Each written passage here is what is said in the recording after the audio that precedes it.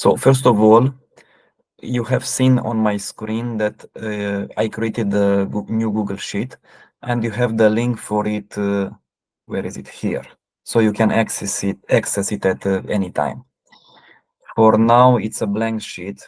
Now, I'm gonna open the structure of our feasibility study and remind you that the main objective of our study is to evaluate whether it would be feasible, it would be financially feasible to do the investment or not. So we got to an investment budget. We have seen the value of the financing sources that we need. Now we are trying to plan for the operating of the investment so that we might get an idea of the financial, let's just call them results of the operating process for the time being. The point is that in the end, and this is the most technical part, will be the most technical part of our study, and we are going to talk about it hopefully next week, if we finish today with the forecasting. In the end, we will need to compare on one hand the value of the investment, or rather the value of the capital that we need to invest, and on the other hand, the financial results of operating the investment. And in this process, in comparing these two components, we will build these indicators that probably you have met, you might have even used before. And based on their values, we should be able to make some decisions. But for now, we are here at forecasting the revenues and the charges, the expenses. We want to get to the forecasted cash flow statement. And more specifically, we want to get to the net operating cash flow. Now, remember that now we are in the point of just thinking about doing the investment. If we should take the decision to do the investment, what will follow would normally be the implementation period. As far as I remember, for most of you, it is going to be 24 months. So imagine that we start the implementation of the investment tomorrow. It will take us 24 months, 2 years. And after the implementation is done, we start operating the investment. So we start the operating cycle, the cycle that we planned for in the second chapter. What we are trying to do today is to forecast the cash flows. In the end, it will be the cash flows generated within the operating cycle. So when? After these 2 following years of implementation, after the operating process starts. In order to get to a cash flow statement, obviously, we will need to estimate the inflows and the outflows. But to get there, we will need to forecast the revenues and the charges. So this is what we are going to start with. But before we do, I also need to specify one thing. The point is for us to compare, as I have already said, in fact, the value of the investment with the net operating cash flows generated in the future by operating the investment. But for how long in the future? Logically, we will need to compare the value of the investment with all the net operating cash flows from the future, so from its entire economic lifespan, logically. On the other hand, some investments that involve buildings, such as my own, might have economic lifespans of, who knows, 50 years, 60 years, maybe 100 years. So in any case, long lifespans, economic lifespans. So what do we do? If they are to generate net operating cash flows for 100 years, what do we do? Are we forecasting revenues, charges, inflows, and outflows for the whole time, for this whole period? Normally, in practice, this is never done. in almost all the cases, such cases, for feasibility studies, the forecasts are being done for probably the first 5 years of operations, sometimes 10, but in most cases 5. There are several reasons for that, even though we would need to know all the effects, the financial effects of of operating the investment in the future to get to a correct conclusion. But one reason for not forecasting for the entire lifespan of the investment, obviously, it's much harder to be practical about it. The probability of us getting it right decreases drastically over time. So, of course, it's hard to know what will happen in a month, let alone in a year or 2 or 5 years or 100 years. We probably have no clue. So the probability of us being wrong increases a lot with time. This is one reason. The forecast would not be accurate at all. Uh, a second reason is related to the way the value of money decreases in time. Uh, and I'm going to come back to this subject maybe the following week, but you might know it. If you have 100 euros today, that's really more than 100 euros in 1 year. And I'm not talking about inflation. I'm talking about the possibility of using the money to generate additional revenues. So if you have 100 euros today, even if you do you do it if you use it for a bank as a bank deposit, you will probably get whatever it may be in lei. The interest rates are of about 7% a year. So let's say that it's 5%. By the end of the year, you'll have 105 euros. Of course, you probably would find other investment opportunities in which you would be able to get more. I have a But question here. Sorry. yes, of Uh, course. will we? You asked at the beginning if you should explain it and also post some examples. Can you? Will it be okay if you do both? So also have some examples of investment budget of sorry, operating budgets and so on, Yes, of course, of of course. forecasts. But I expect that you will not be needing it. If I do one with you, it will probably be enough. You'll see. But of Okay. course, no problem. I can post more. Thank you very Uh, much. so again, these are, I guess, two important reasons for which we don't feel that pressure of really doing the forecasting for the entire lifespan of the investment. In most cases, as I was saying, it's being done for probably 5 years for specific reasons. In many cases, you use a bank loan to finance the investment, at least in part. And at least from my experience, most bank loans for investments for companies are for about 60 months, 5 years. Reason for which usually the bank demands a feasibility study at the beginning to make the decision of financing the investment or not. And it's the bank that asks you to do the forecasting for the entire reimbursement period. In other cases, you try to get subsidies for investments, and as you know, there are so many programs with subsidies in Romania, but all over the European Union, and for sure in most of the other countries. And usually the agency that grants you the subsidies monitors your operating process after the implementation is done, and in most cases the monitoring process is done over either a period of 3 years or 5 years. Maybe in most cases it's 5 years for companies.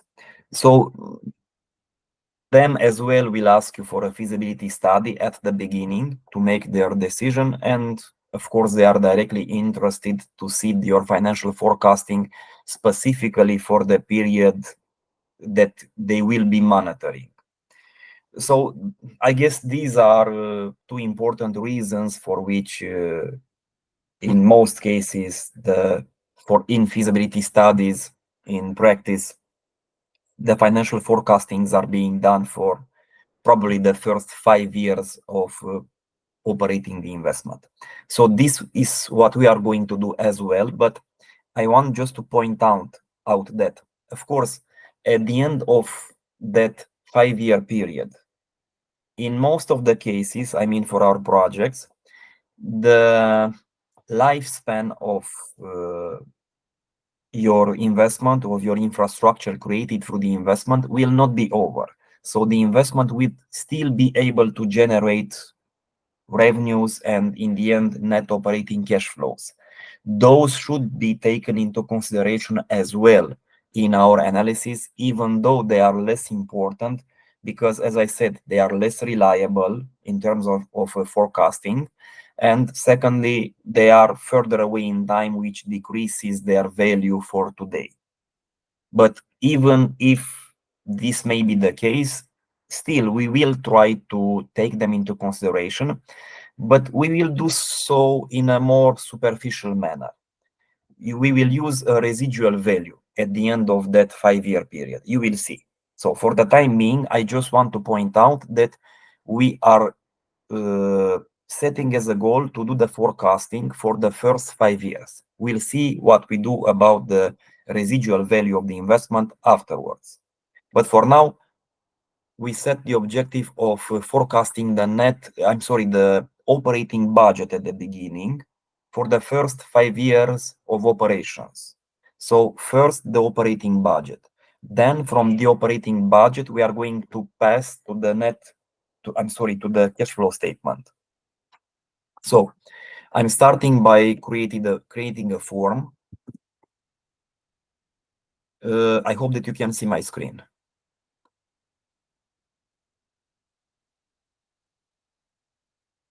I can see it. I think everybody can. I guess. Okay. Thank you. So I will set it up for, as I said, 5 years, but please remember that these are the first 5 years after the end of the implementation. So from our position today, what follows is 2 years of implementation and then these 5 years of operations. Of course, the operation hopefully will continue on even after these 5 years. But we are doing the forecasting for these first 5 years. So I should call it operating budget or budget of revenues and charges.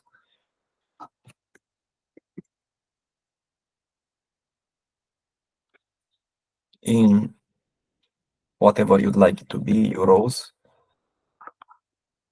Now,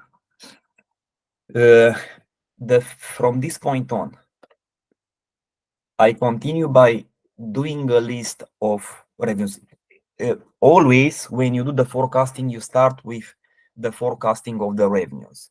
In particular, the sales. Why?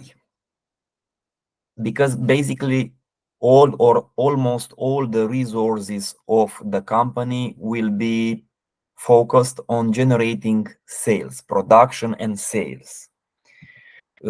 Statistically speaking, if you look at the structure of the revenues for companies in Romania or for that matter all over the world, about 94% of the revenues are the sales. So the rest are different types of residual revenues. For sure, less important. So again, 94% it's sales, revenues from sales, which should be only logical because I guess it would they make no sense of the company being focused of generating revenues from producing and in the warehouse, I mean, just keeping the production, or for uh, production that is being capitalized, or from selling its own equipment that can go on forever, obviously. So if you think about the structure of the profit and loss account, in the end, the profit and loss account looks like a table with revenues and charges for a year. So basically, it is a budget, some sort of a budget of revenues and charges. It's just that it has a structure that it's imposed through the accounting law, the accounting rules. And of course, the structure is more general so that it would suit any company. We are just going to elaborate a budget that will be more specific to our business, each of our businesses. And for us to be able to begin with the forecasting of the revenues, in the beginning, we need to do a list of the types of revenues that our business is going to generate. So to be able to do that, each of us needs to know his operating cycle, right? It's not always obvious. There are business ideas, in particular, more original ones, for which, at least at the beginning, it's not obvious where the revenues are going to come from. You see this maybe more often in the field of IT, maybe in particular when we are talking about web apps. We might plan, let's say, together to create a web platform to promote the whatever tourism in Romania or in the western region of Romania. And we might plan to put on the platform every objective, every museum, every restaurant, every hotel, every whatever point of interest for tourists, and promote the platform and bring, I don't know, 500,000 visitors a month and so on. So we could have the plan to create such a platform. And many times when I talk to entrepreneurs that have such ideas, they have a hard time deciding for the way to monetize the business. I mean, you could try to generate revenue from advertising on the platform, but at the same time, you could imagine maybe uh, Selling through a partner, maybe. uh, I don't know the term in English. What does it mean? Selling via a partner, channel sales. Okay. You could put a tax for the companies that want to be part of the platform to promote them, maybe hotels, restaurants. You could imagine maybe to demand for a payment from the users at some point in the future. Uh, I'm not saying that all these are good ideas. I'm just saying that there are different possibilities. So sometimes I just want to say that the way the business generates revenue is not 100% obvious. You need to make some decisions. So again, we need, each of us needs to know his operating cycle before he can do the list of the revenues that, well, the business plans to generate. For me, I was thinking of taking an example that I have seen about 2 or 3 weeks ago. I usually go, each semester, I go on visits in companies with students from the faculty. And I don't remember, about 2 or 3 weeks ago, I went on a visit in Gottlob. I don't know if some of you obviously are not from around Timișoara, but if anyone is, Gottlob is a village of at about 50 kilometers from Timișoara. I have there two students, well, graduates, that started a business in processing all sort of vegetables. Uh, I don't know, potatoes, carrots, cabbage, onion, and so on. So they have something, they've done an investment pretty similar to what we simulated together. I'm going to show you some picture if you will allow me. Let's see. So this is outside. They have a production hall there of about 200 square meters. And inside, you can see a production line. Mostly they process potatoes. So imagine that they buy potatoes. They are processing about a ton of potatoes each day. So imagine that they buy each day potatoes. They need to wash them, they need to peel them, and then they cut them in different forms for French fries, for wedges, for whatever, different types of potatoes. The point is that they are uh, packaging them and they are selling it to restaurants from Timișoara mostly. They have, I think they said that at this point they have contracts with about 40 restaurants, classic restaurants and mostly fast foods. And they are making the delivery as well to Timișoara, to the clients, the restaurants.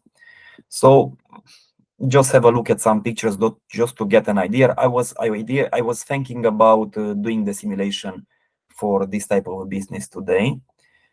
There you can see a storage space.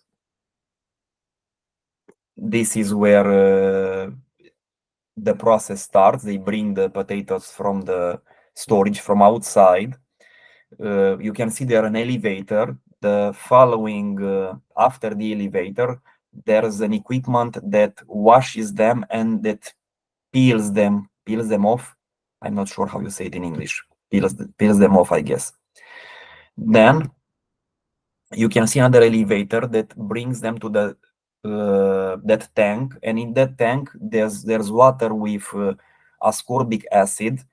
Uh, the purpose is it acts like an antioxidant.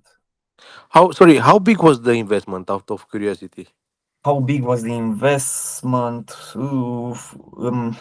I'm not 100% sure because they've done it in several stages. The production hall, they kind of build it themselves, so it's impossible to tell. But 200 square meters, a new one did with by respecting all the rules, it could get to maybe 600 or even more euros per square meter. So let's say 100, 120,000 euros. Of course, their production hall, as you can see, it's not that great. So it would have been less for sure. As for the production line, here, one component, they financed it through subsidies that were given by one of our partners. So they received, I believe, 100,000 euros for the production line, but they have other lines in the back. So this, what you can see here, with the storage spaces, it's probably the production hall with everything a bit more than 200,000 euros. So it's quite close to our budgets. But apart from this, they have other stuff. They have, for instance, a line for producing juice, fruit juice, that they are not using yet. It's even newer than this one. This one, they started production, I believe, last summer in June or July. So it's less than 1 year.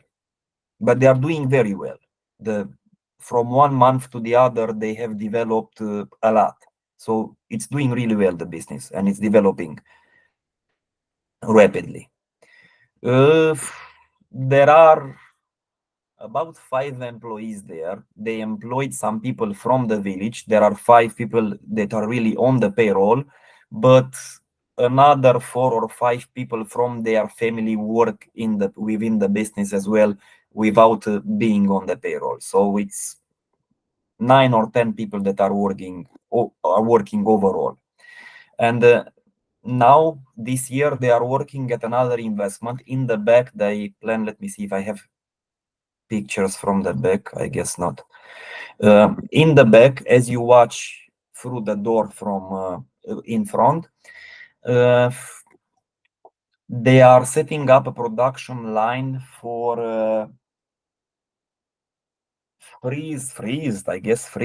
They want potatoes. They want to, well, chop them, freeze them, and sell them at, I think they are going to keep them at about minus 20 degrees Celsius.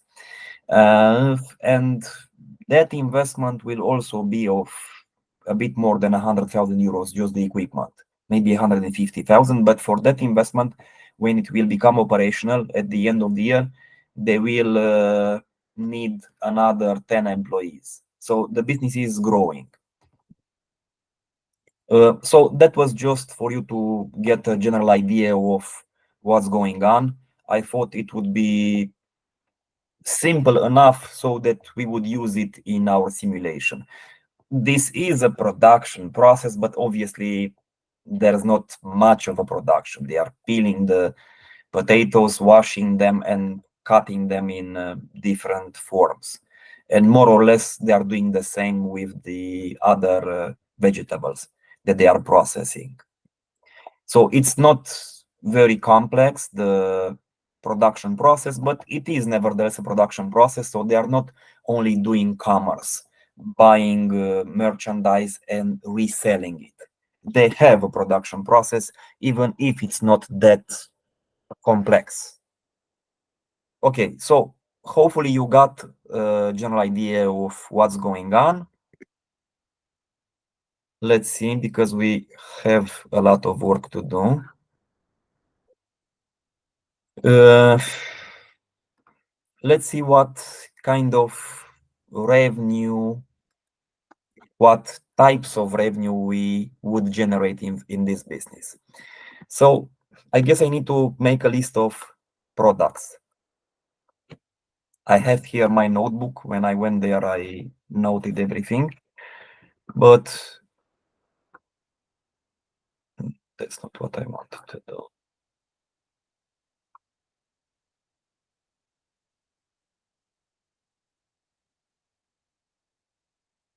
Maybe not to waste too much time, maybe I'm not going to simulate all of their products.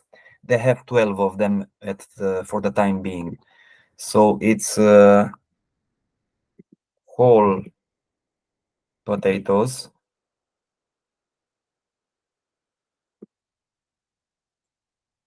Whole potatoes, that means that they are washing them, they are peeling them, and they're, as you have seen, treating them with anti-oxidizers, and then they are packaging them. I'm not sure how they say it in English, in void packages. Help me if you know what the term is in English, in void packages.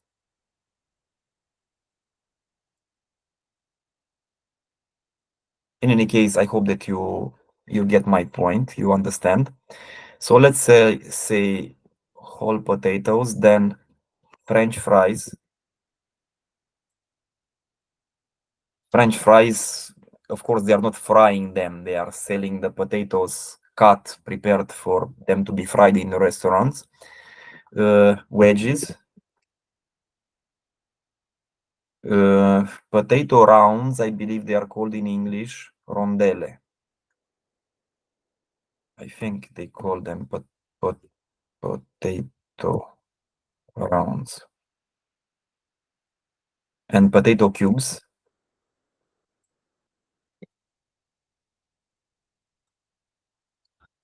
And apart from potatoes, they process cabbage, onion, garlic,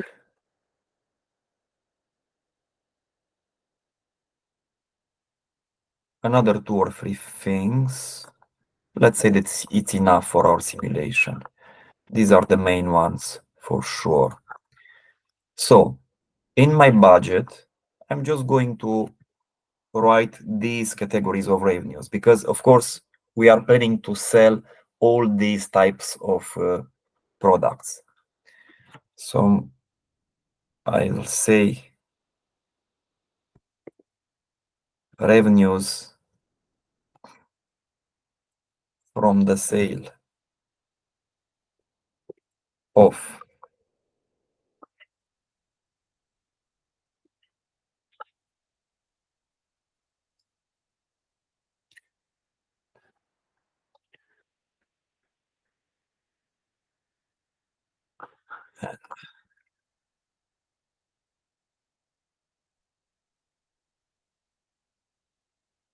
Okay,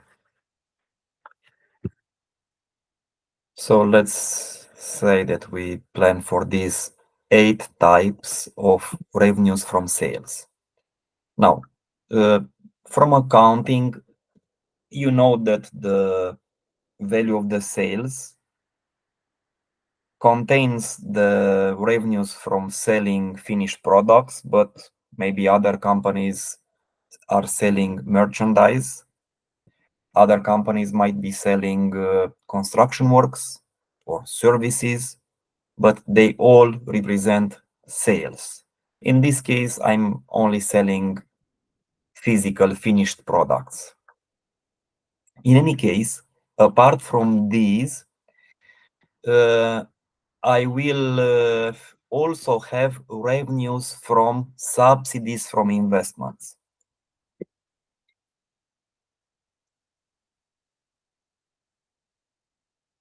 for investments. Why that is? When I configured my financing sources, and you did the same because I asked you to, I took into consideration to also finance the investments from subsidies for investments. And based on the accounting rules, the revenues from subsidies are not being registered, recognized at the time of signing the subsidy contract, neither at the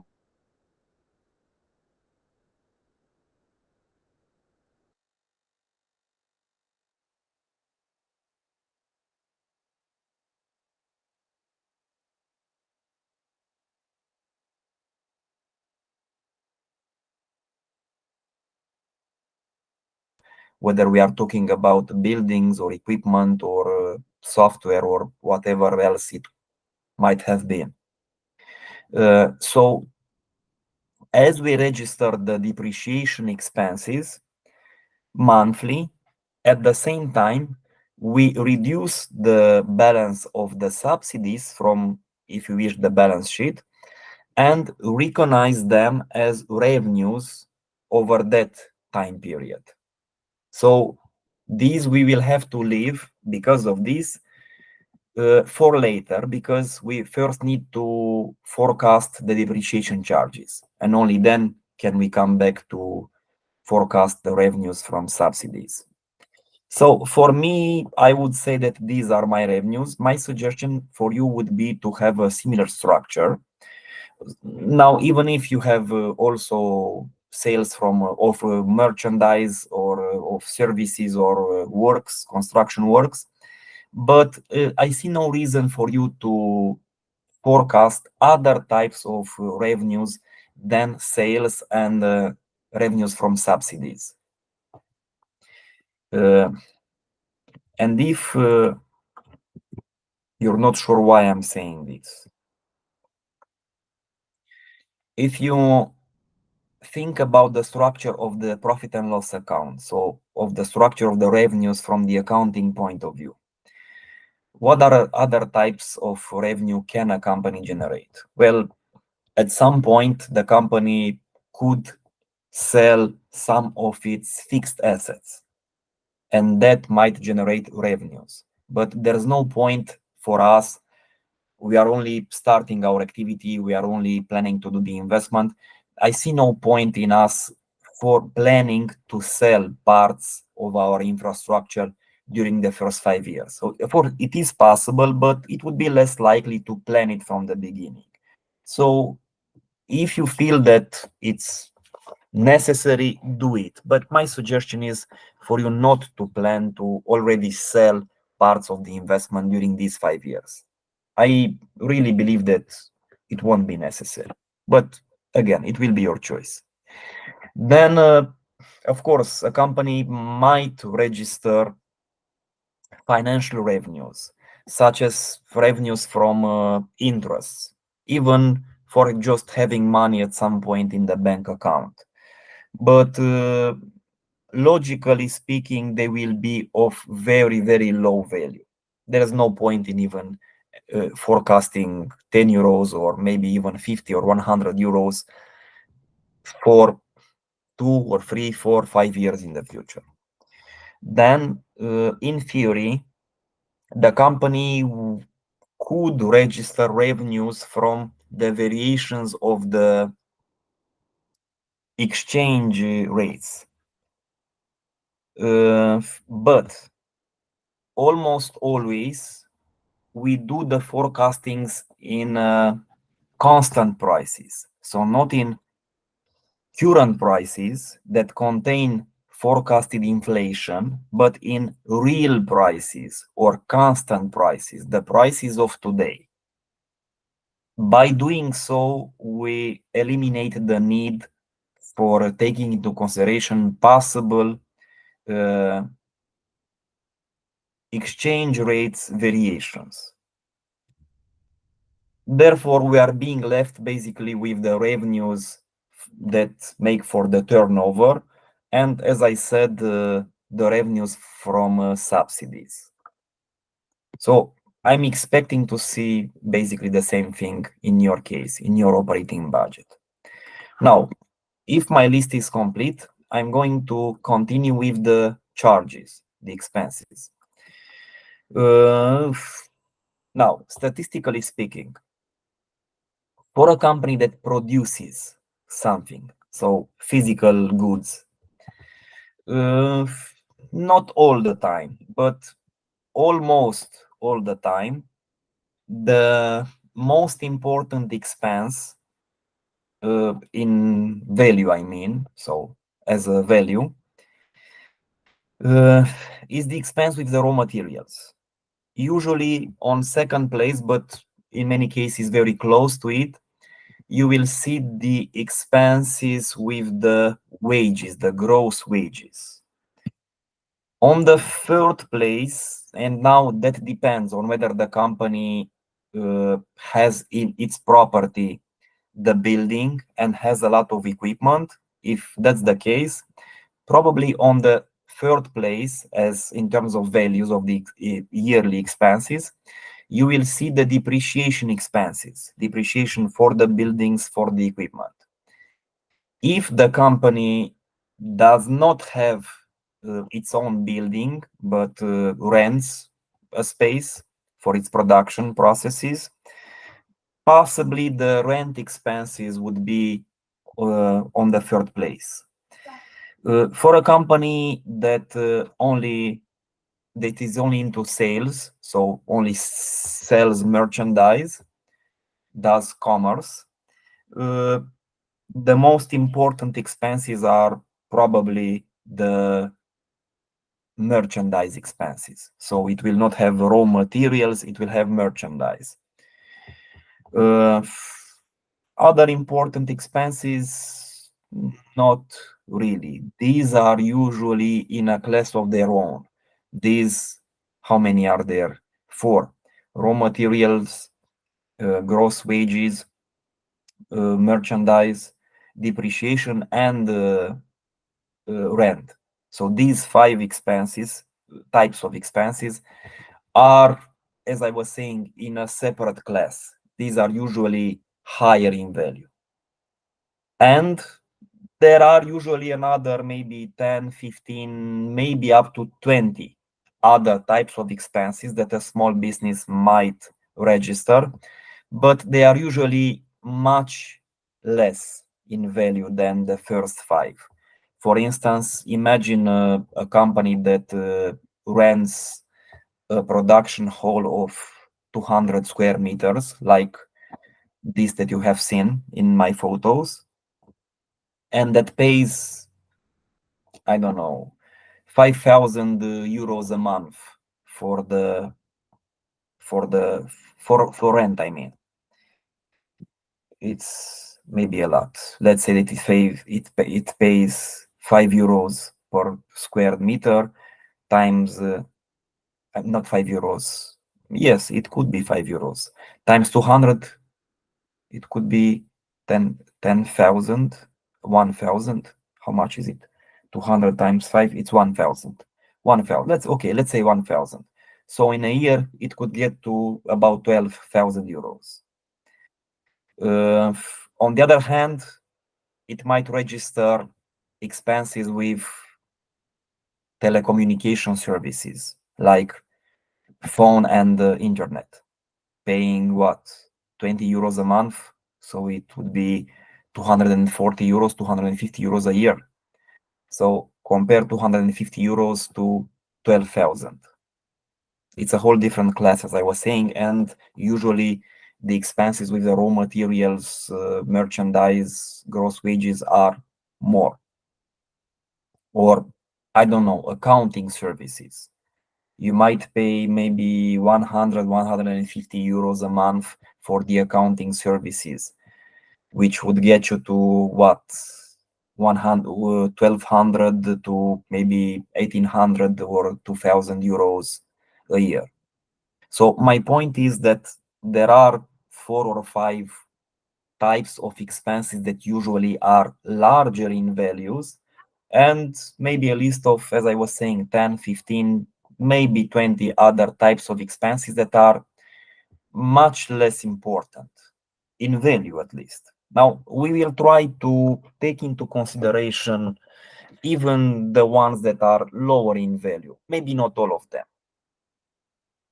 But of course, if we miss one, and if you are talking about 100 euros a year, whereas the other ones get to 200,000, the fact that we miss 100 euros or even 1,000 euros will not make much of a difference. So it will not be that bad.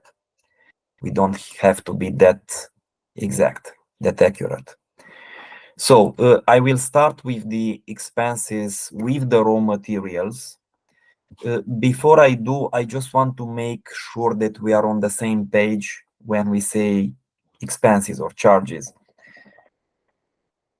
From the accounting point of view, charges with raw materials for 1 year are what? Are the reflection. I hope that my internet is okay. Can you hear me? I had a feeling that my internet wasn't working. Yeah, we can hear you. Okay, thank you. So let's say that the charges with raw materials, with potatoes for the first year will be of 20,000 euros. What would that mean? What's the content of the charges with raw materials? They should reflect the value of, in this case, potatoes that have been used. So by used, I mean consumed within our production process.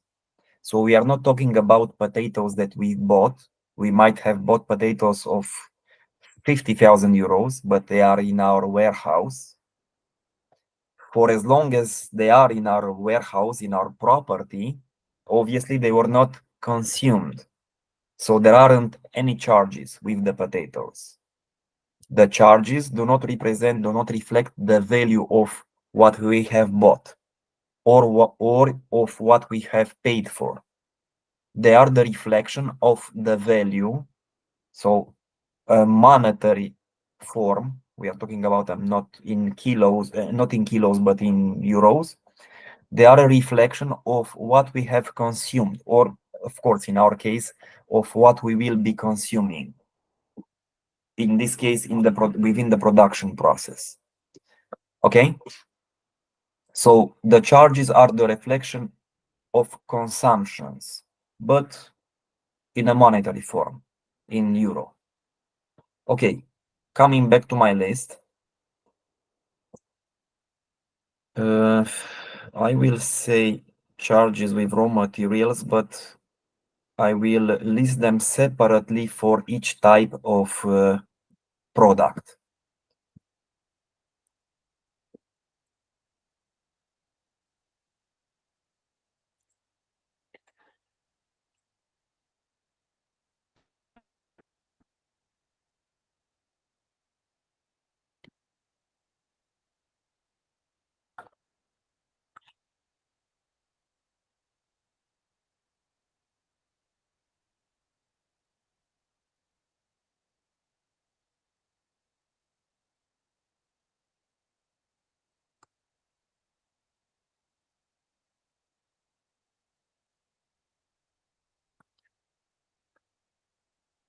Okay, now it's right.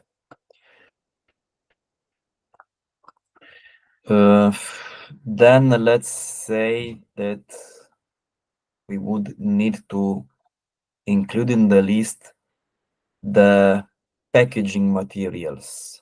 Can I call them that, packaging materials? I believe that would be right. Charges with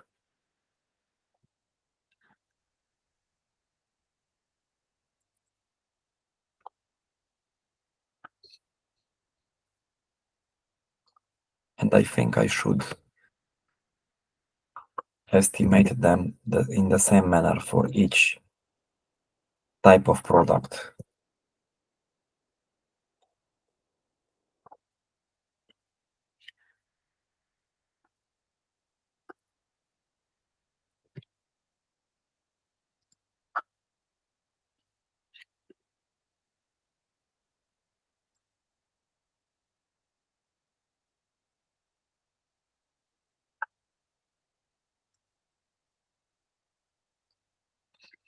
Then let's continue on with what? Maybe gross wages.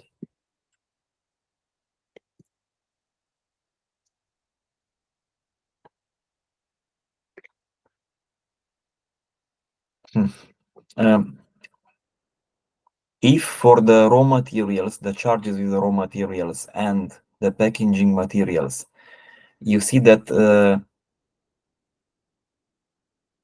we're planning to forecast them separately for each type of product. We won't be able to do the same for the gross wages. Why? Because the charges with the gross wages will be indirect expenses. We don't have people that work for one product, another group of people that work for another product. It's impossible or almost impossible to separate the value of the wages that are being well paid and in the end the charge is registered for one product or for the other. Whereas for the raw materials, it's clear what materials are for one type of product, what are the materials for another group of products. You see my point. Okay.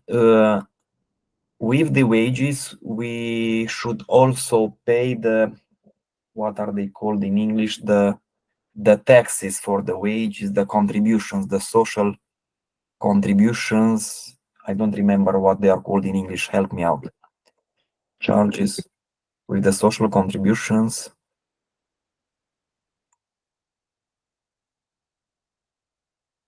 I'm gonna call them that for the time being.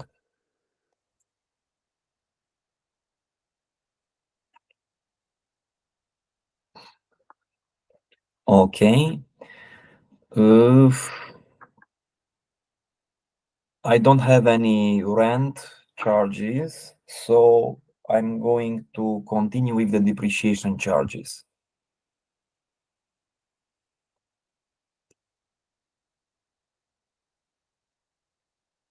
Depreciation for the buildings, for the equipment, for the trucks, for whatever else they have there. Okay. Then they have land and building, so they have to pay taxes for the land and for the building. So I'm going to say charges with the land tax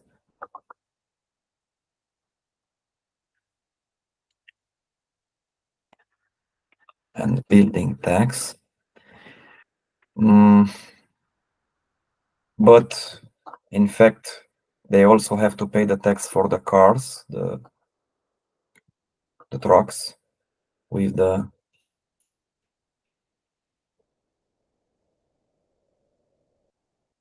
car tax. Okay, then for the car, for sure, they need to pay insurance.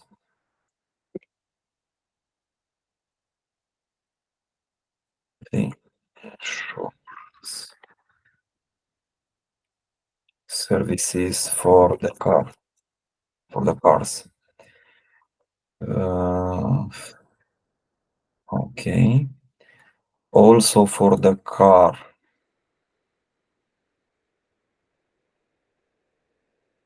they should have charges with the maintenance of the car, maintenance services.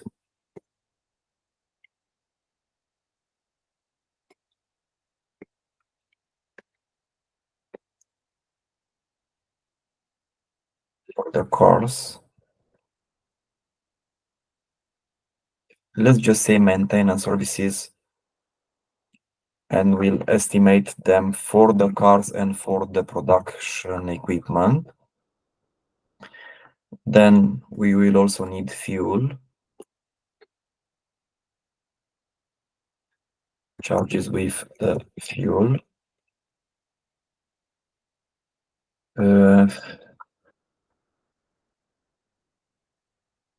Maybe I should also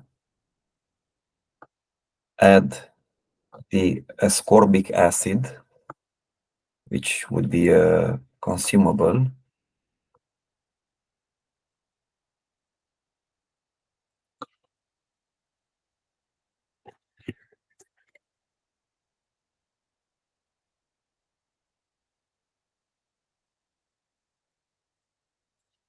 Here I could estimate these by product, but in particular because they will be of low value, it's not necessary. It's not, I would say it's not required. At the same time, I'm not sure that they are not using the same water sometimes for different products. Okay, so fuel, we've put it in the list. Electricity, of course, and water. Charges with the electricity.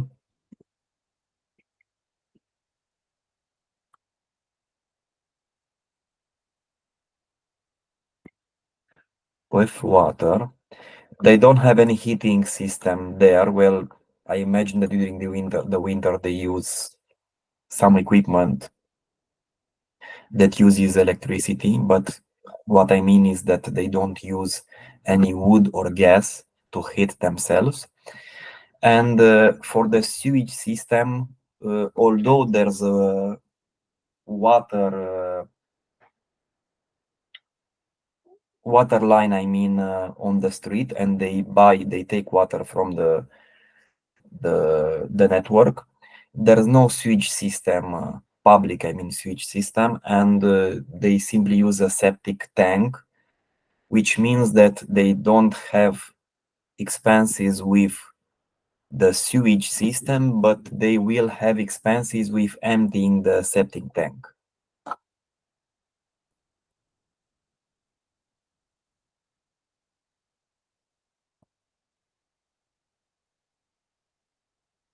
Do I keep the? I'm not sure if it's correct. septic tank. Okay, apart from that, for sure they will have charges with the telecommunication services.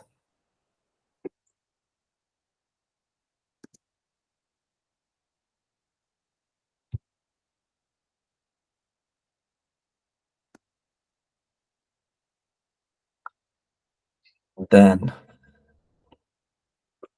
charges with publicity services, charges with accounting services.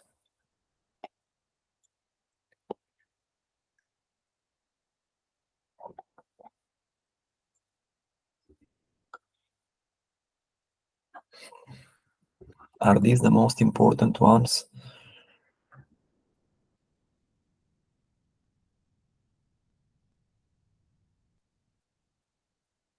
They probably are. So I'm going to leave it at that for the time being. If we imagine another type that should be important, we can add it later, but these should be the most important ones. So I could insert a line here, total revenue, total operating revenues.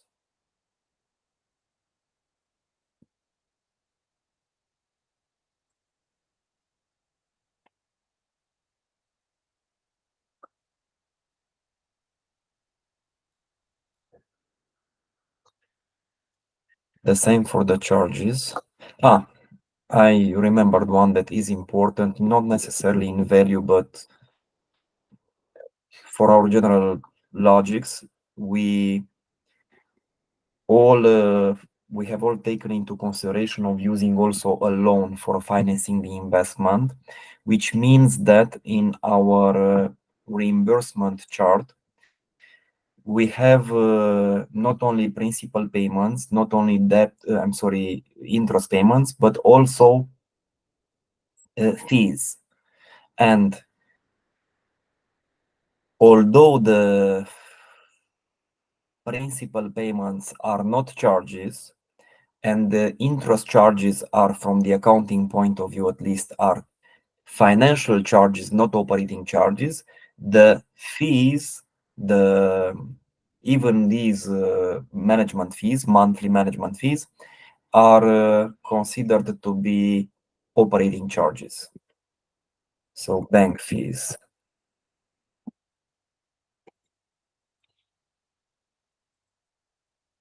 Let's say charges with bank fees.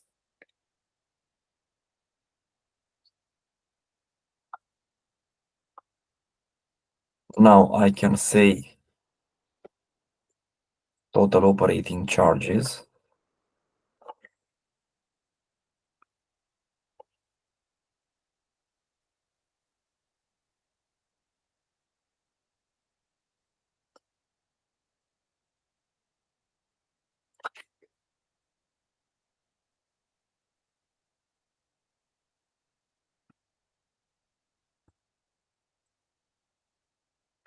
Now I can calculate the operating profit or loss.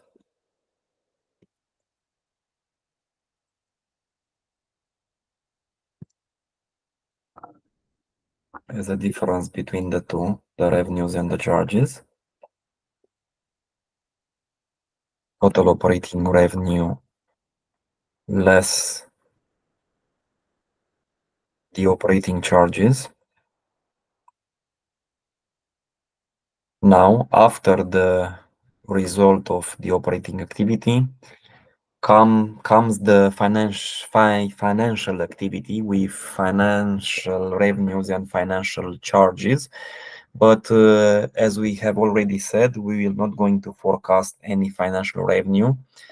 For the charges, the only financial charge that we are going to forecast will be the charge with the interest for our bank loan, for the investment bank loan. So I will say interest charges, the operating result less, well, plus the financial revenues, which are inexistent in our case, less the financial charges, gets us to the gross operating profit or loss. I'm sorry, gross profit or loss.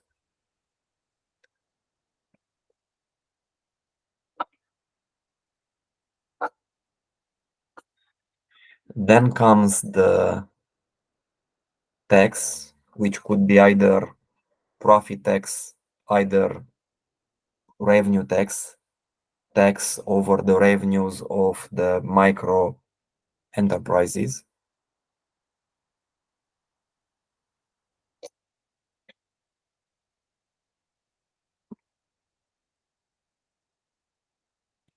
I'll say revenue tax because I imagine that this will be the case for most of you. And I imagine that you will all have employees, so it will be 1% times the value of the sales, not the entire value of the revenues. In my case, the value of the sales is basically everything with the exception of the revenues from the subsidies from investments. Okay, and in the end, net profit or loss. The gross profit or loss less the revenue tax. So this will be the at least form of my operating budget. Now we'll see what we need to do to fill it.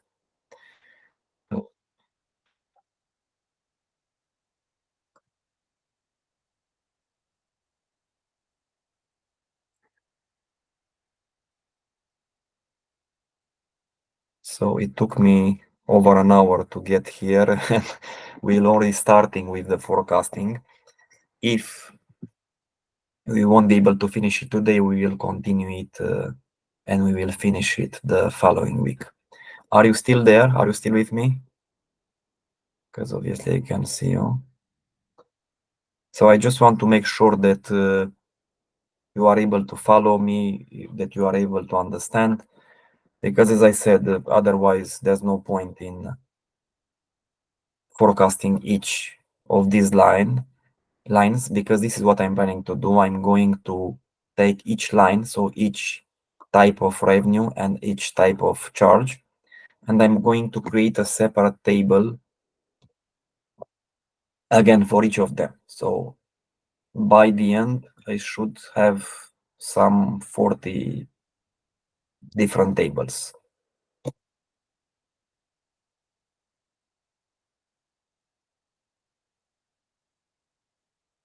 And I'm starting at 1.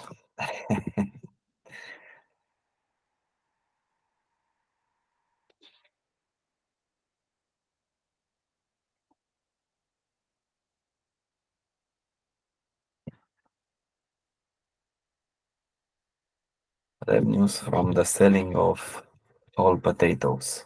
Now, listen, on the last line of the table, I want to end up having the forecasted value of these revenues. So here, how do I do the forecasting? Now, it can be done in many ways, even if I guess. If I'll say, hey, for the first year, I forecast that I will be generating 25,000 euros from selling whole potatoes. Now, this is a forecast. It's not based on anything, but it is a forecast nevertheless. So my point is that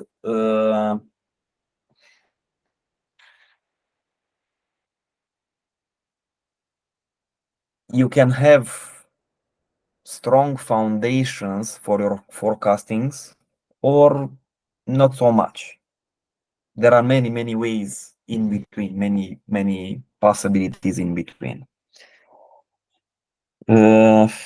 But in the end, what kind of foundations can we have? Let's think about it for a moment together.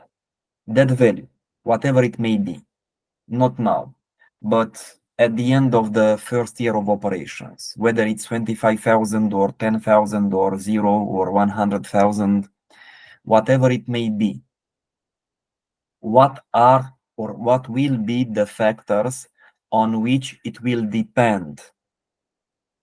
And if you think about it, for sure, one factor would be the production capacity. I mean, we might be planning of selling whole potatoes of 1 million euros.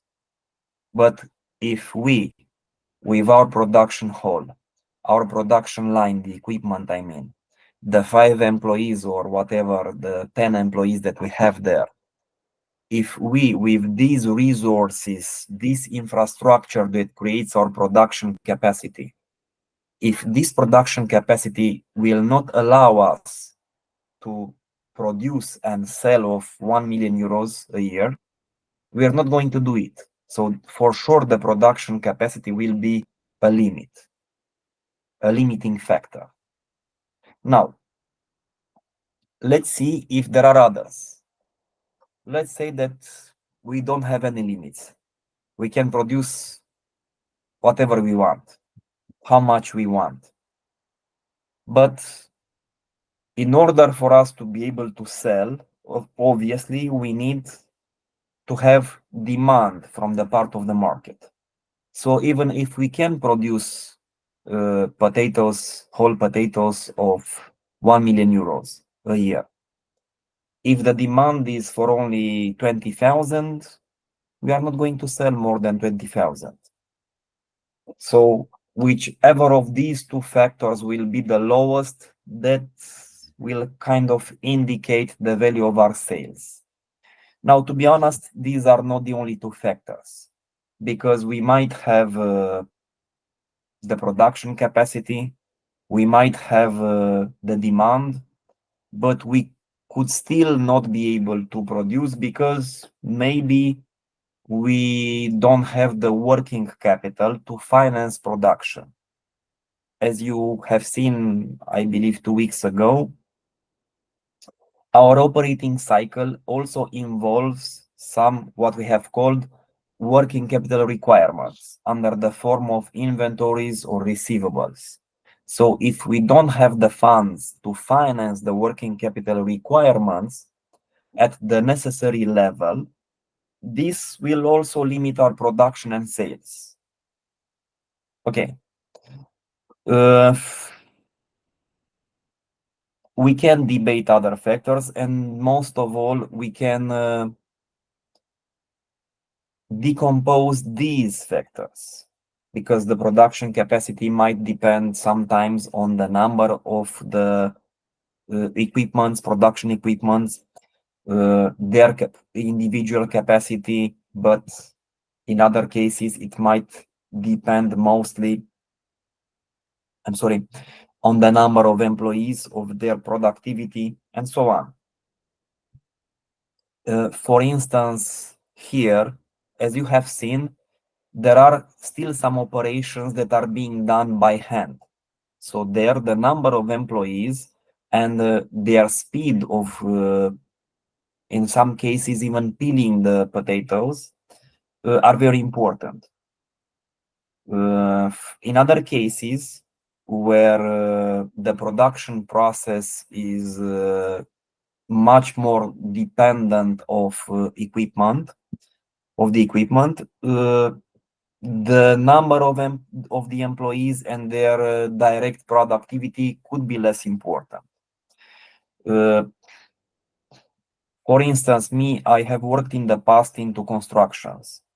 Let's say that I have a contract for just painting walls. I may have 10,000 square meters of walls to paint. Now, my production capacity, my capacity, let's not, if you don't want to call it production, my capacity would be dependent of what?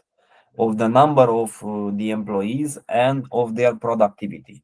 So if I have 10 employees, it's one thing. If I can double their number, I can finish the contract in theory twice as fast. So during 1 year or 1 month, or in any case, one time period, uh, I can double my production capacity. Uh, at the same time, I had workers that probably were able to do twice as much as others. I mean, maybe in 1 hour. So the productivity of each worker also is very important for the overall production capacity. So my point is that it depends. In other cases, the quality of the raw materials could be important. For instance, I have two graduates. They graduated the same masters as you, but a few years ago. They worked in this field doing feasibility studies, worked later on for in the field of auditing, accounting for one of the big fours, worked into multinationals in calculating costs, analyzing costs. But at some point they decided to start a business of their own, and they use, of course, their knowledge, their economic knowledge in to what they are doing. But what they are doing is producing, we're processing wood and producing doors, stairs, different products made of wood, but in particular doors and stairs. So for them, the raw materials were, because now this has changed this year, but was, I mean, the timber. So they would buy timber, but dried timber, and they had a lot of problems with the suppliers. And I'm going to get to my point immediately.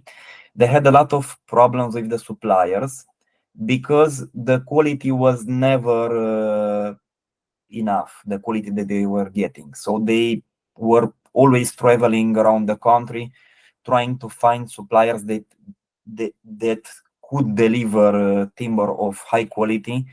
On one hand, in regards to the percentages of humidity, and on one hand, dimensions, profile. I really don't know how to call these characteristics in English, but the thing is that they never were able to find suppliers with the quality that they needed, because pretty fast they got to deliver products of very high quality. And in their case, the quality of the raw materials is very important for the quality of the finished products. That's not always the case, or in any case to such an extent, but in their case, in this case, the quality of the timber is very important for the quality of the finished products. And I would talk to them many times about the reasons for which the producers, the timber producers from Romania, sell the timber of high quality in the more developed countries, and they sell the lower quality timber in Romania. And basically, we always got to the conclusion that the carpenters from Romania, most of them don't have very high expectations in regards to the quality. Either there, and this is the case for many of them, either they don't have a problem with their products being of lower quality. This is one reason. And another important reason, and this is what I'm trying to point out, they think that by buying timber for, let's say, lower prices, although the quality is lower, they can work with it. They can try to correct it and in the end get to the same finished product. And they feel that they are gaining something. But they don't seem to be taking into account the huge loss of time and of effort in terms of human resources into processing the raw materials of lower quality. So my point is that apart from the loss in raw material, there's a lot of it that you have to throw away. But apart from that, there's also a huge loss in terms of time consumption for the human resources. So looking it from the perspective of the production capacity decreases if the duration of the at least one operation from the production process increases. And as I was trying to point out, the duration of different production processes could increase, production operations, could increase if the raw materials are of lower quality. So my point is that the production capacity at its turn can be dependent of many things. In any case, I'm coming back to my table. Yes, I want to get in the end to the value, the forecasted value of course, the sales for, in my case, the whole potatoes. But I want to base this value on some of at least the more important determining factors. And I will try to do it based on the production capacity on one hand and on the demand, on the estimated demand, of course, on the other hand. So in order for us to estimate the production capacity, let me just check. I think for the whole potatoes, it should be something around 100 kilos a day. So let's say daily. Or rather, I should start with the number of days.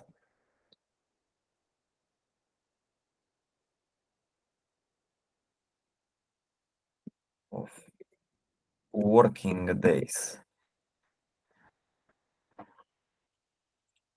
Now, when I'm introducing values from the keyboard, these will be hypotheses. All the hypotheses that I'm going to introduce, again, from the keyboard, I'm going to mark them in green. So I'm starting from the fact that the year would have 365 days, of which they in their case, they will be working 6 days a week. So there are, within the year, there are 52 weeks times 1. There's only 1 day during the week that they are not working, Sundays. For you, for most of you, it will be 2 days of weekend, of course. So 365 less minus 52 Sundays minus, let's say, 15 days of 3 days, whatever they are called at national level, the days that are free at national level. I don't know what the term is. So I'm going to keep this estimate for the entire forecasting period. So until the end of the 5th year. For you, it could be useful to start from the number of working days continue with the number of hours that are included in your time schedule each day. Maybe it would be 8 hours, maybe 16, maybe 6 hours, and continue then with the hourly production capacity. For me,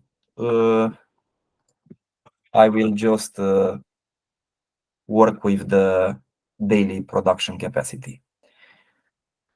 So here I go. Daily production capacity measured in kilos. Again, it will be something to introduce from the keyboard. So I'm marking it in green. Let's say 100. It should be around 100 kilos.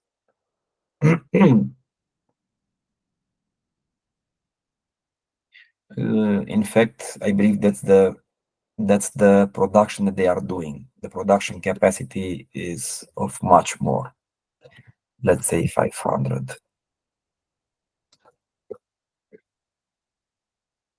Now I can say yearly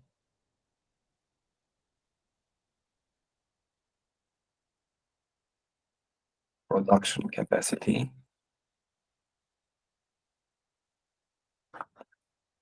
And I will multiply the two. So I'm not coloring here anything in green. I have not introduced anything from the keyboard.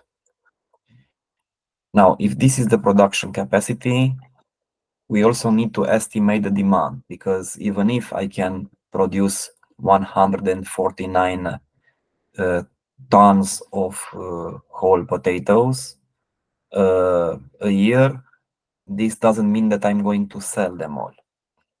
So hopefully, based on my market analysis, I can get an idea concerning the demand that I will be able to attract, of course, through my marketing strategy.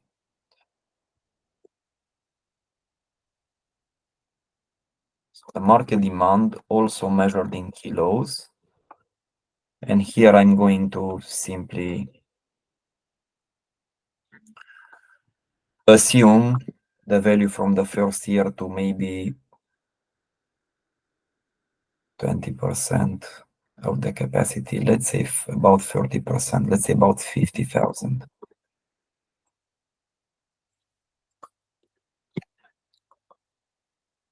Then I'm going to say, to simplify things, market demand growth index. So it's kind of an easy way out, but I would say it's acceptable for our simulation.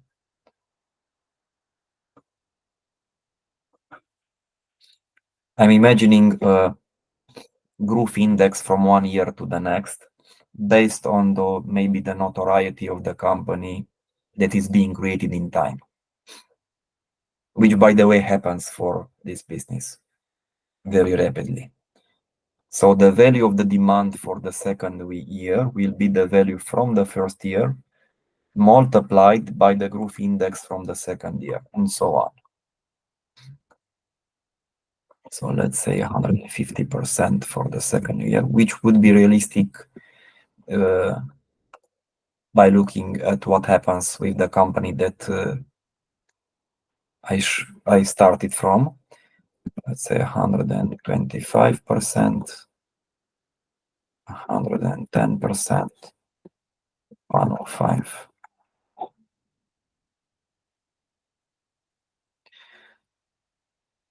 I think I'm going to make it a little higher so that you can see the situation in which the demand overpasses the production capacity.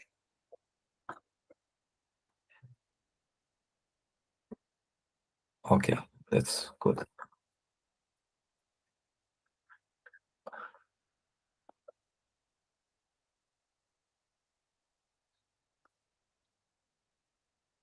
I'm going to use the round function. Just keep it simple.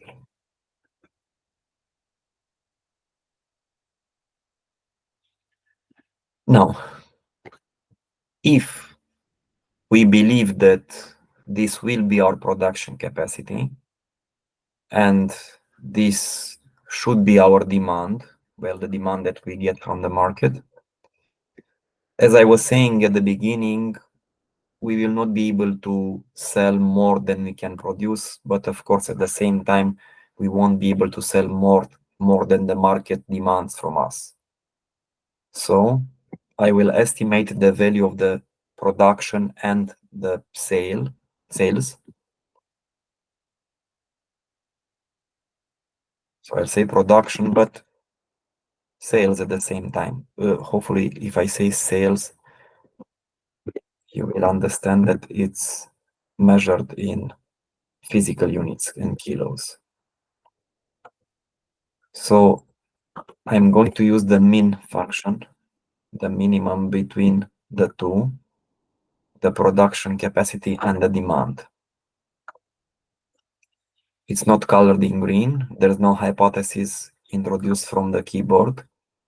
It just takes the minimum value between the two. So if this should be the volume of the sales, now I need the price. Price measured in euros over kilos.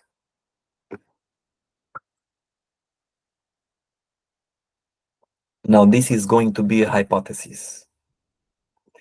I'm going back to my marketing strategy at the pricing policy, and hopefully there I have already set the price. The price for the whole potatoes, let me see. Checking my notebook.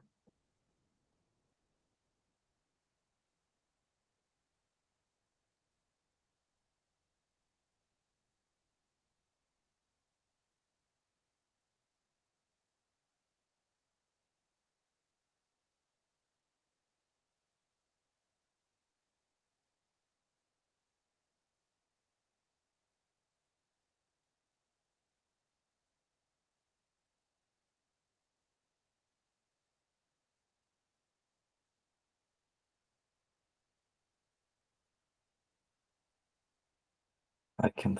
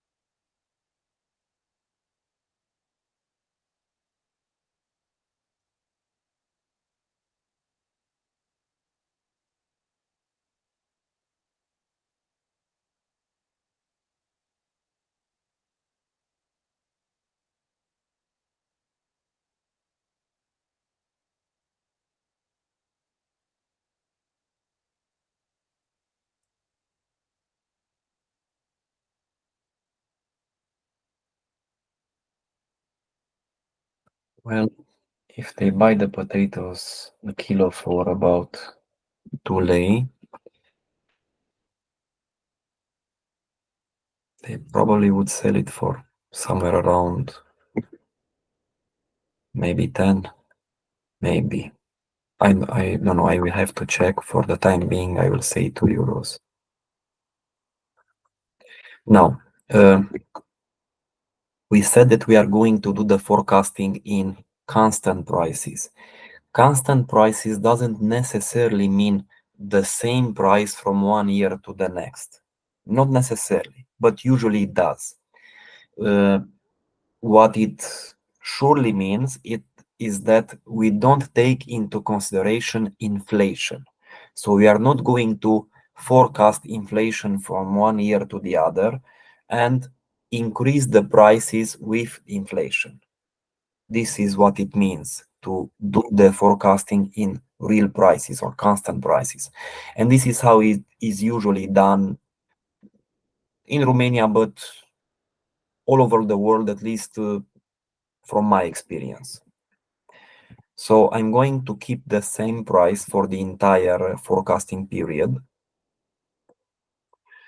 And now that I have the volume of the sales, I have the price, I can simply calculate the revenues from the selling of whole potatoes.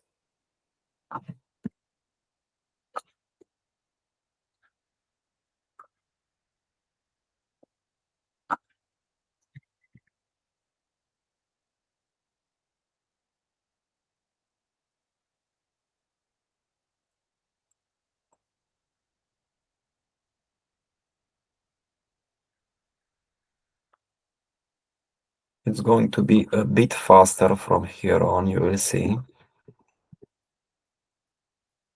But even so, I doubt that we are going to finish today.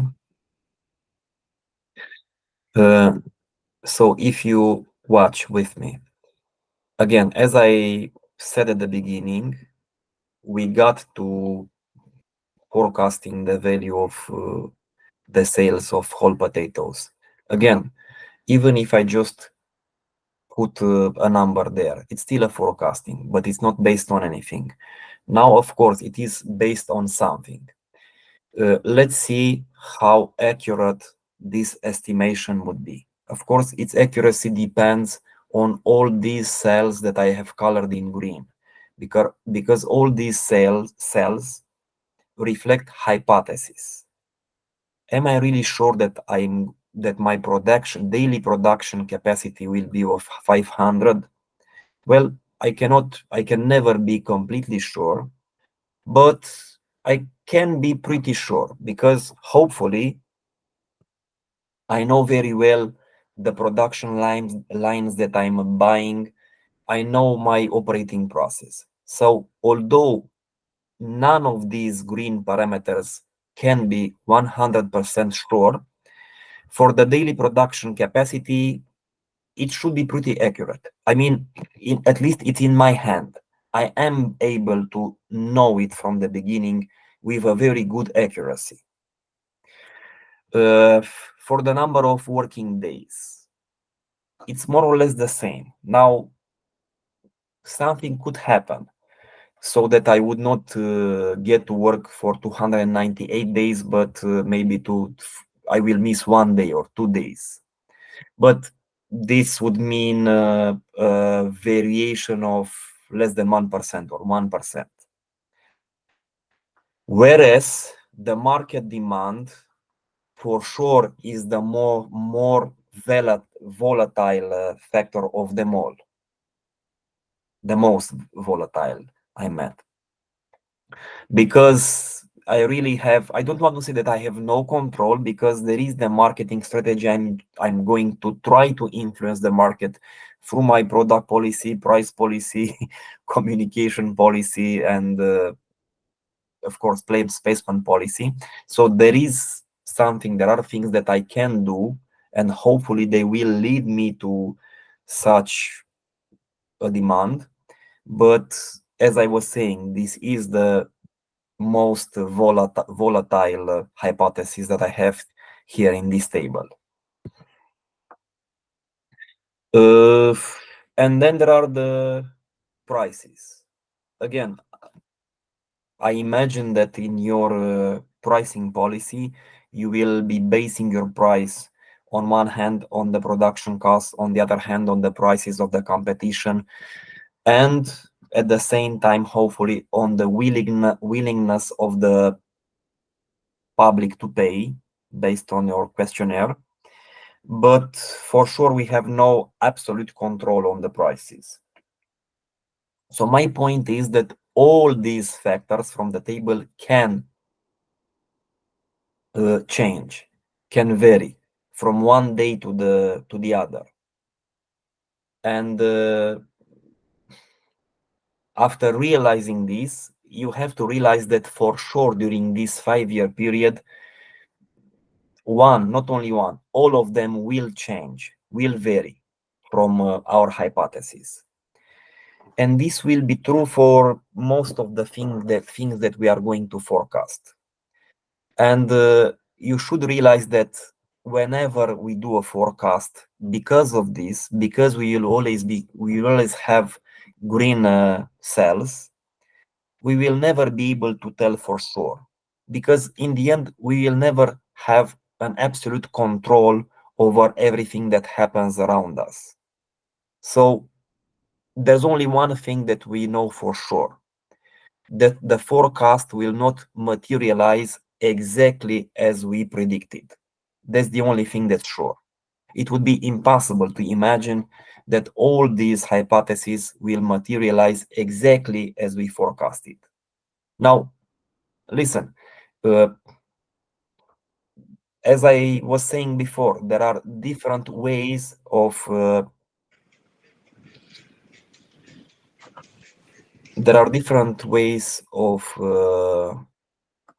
basing these hypotheses. Some that are surer than others. So the quality of my hypothesis could be different, and this could mean lower or higher variations in the operating process.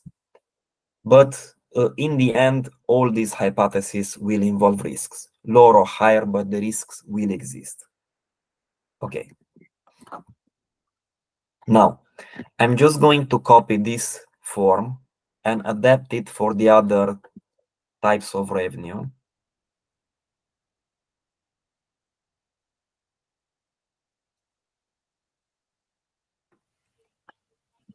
Can I please ask a question?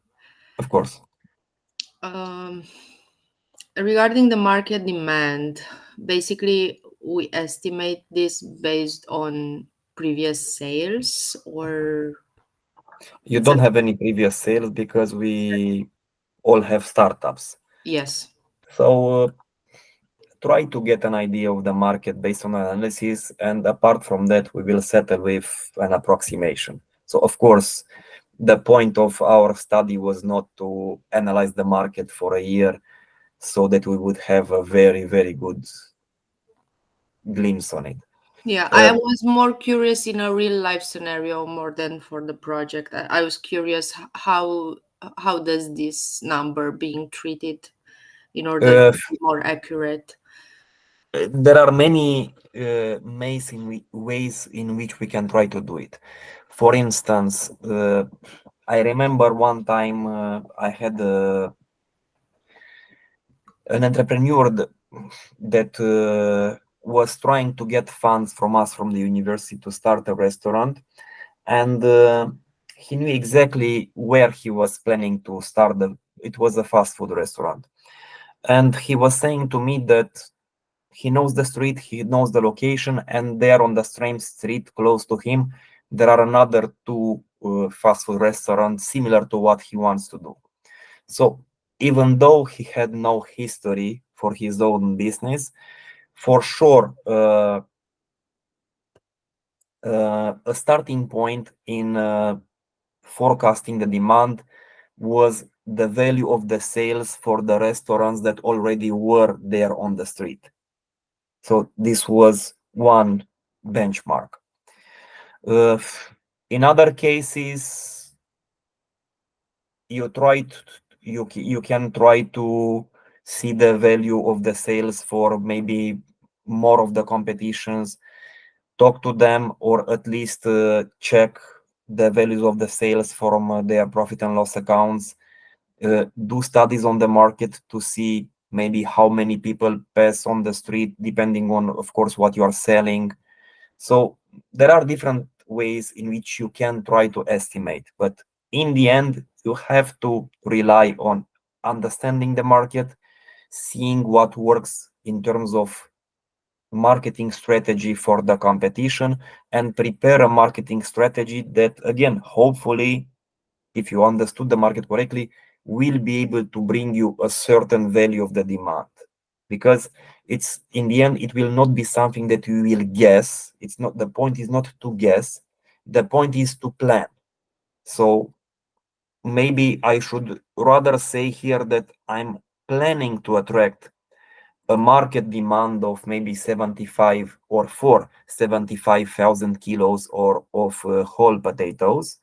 And now the question remains, is my marketing strategy sufficient? Is it correct? Is it appropriate to this objective and to the realities of the market, so that the market strategy, will be able to bring me this demand? So, of course, it's delicate at the beginning. And it's that delicate that, just to get an idea, uh, if I compare the business plans for startups, even the startups that apply for subsidies with us, with our university, I was telling you at the beginning of the semester that we had, and hopefully we'll have in the future also, programs for financing small companies. If we compare the forecast for the first months with the reality once the operating process starts, there are huge differences. Even though we work with them in the planning and later on in starting the activity, there are always reasons for starting late, always reasons for not being able to produce from the beginning the amount that you want to produce, the quantity, for not being able to attract the customers that you planned. So there are always important discrepancies between what you planned and what you really do in the first 3, 4, maybe even 5 months. But hopefully in 4, 5 months, half a year, you will be able to reach your break-even point. You will be able to balance your activity and grow from there. So the answer is, for a startup, usually it's very difficult, and the inaccuracies are quite high. What you do is usually watch the competition, try to understand the market. Sometimes you are maybe even able to sign some pre-contracts with possible clients, which obviously makes the forecasting of the demand much easier. Easier once you have the contracts. So there are different ways, but none of them is sure. Quite the opposite. Okay, so I'm coming back to my tables. I'm continuing with the French fries. Let's see, the number of working days will remain the same, but specifically because it remains the same, I don't want to insert it a second time from my keyboard. So I'm going to take it from the first table and eliminate the color. The same for the growth index. I have no reason to estimate a different growth index. However, the production capacity should be different. Let's say 300 kilos. And the market demand, let's say that we estimate it to be higher here.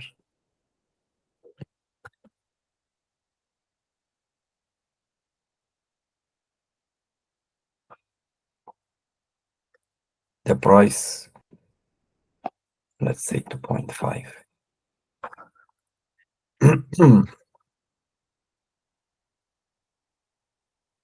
And I should be done with this table. So I kept the format and I just changed the production capacity, the demand, and the price. Okay. The third product,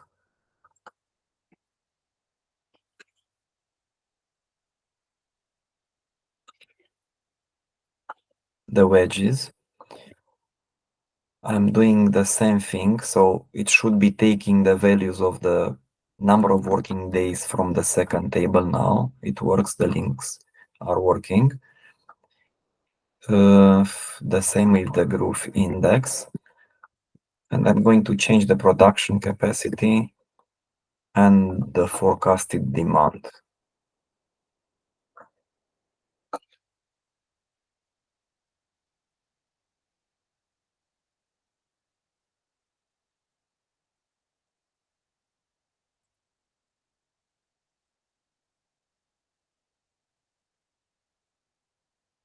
Okay.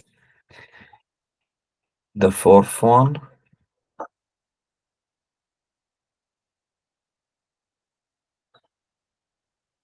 So I have the potato rounds.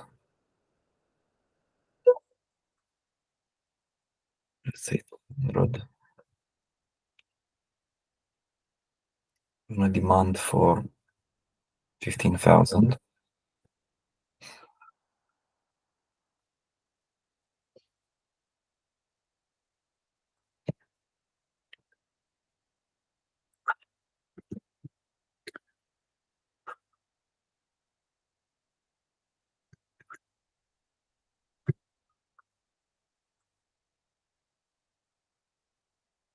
Then I have the potato cubes. It could be the same.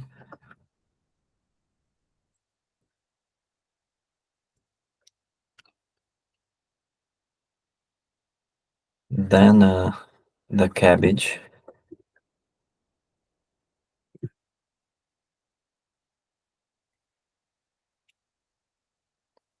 Let's see.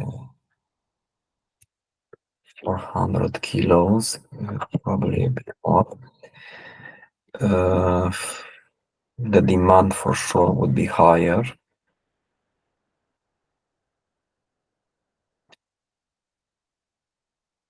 But the price, I have no idea what the price could be per kilo. It should be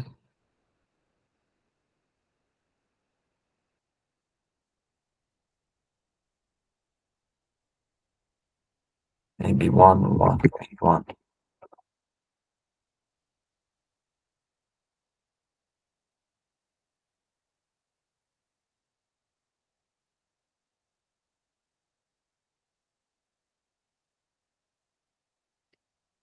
So after the cabbage, I have the onion, I believe.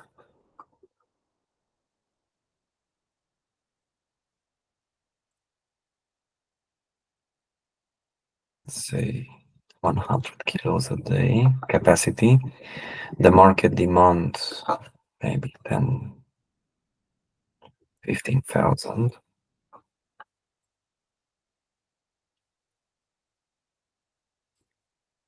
And for the price,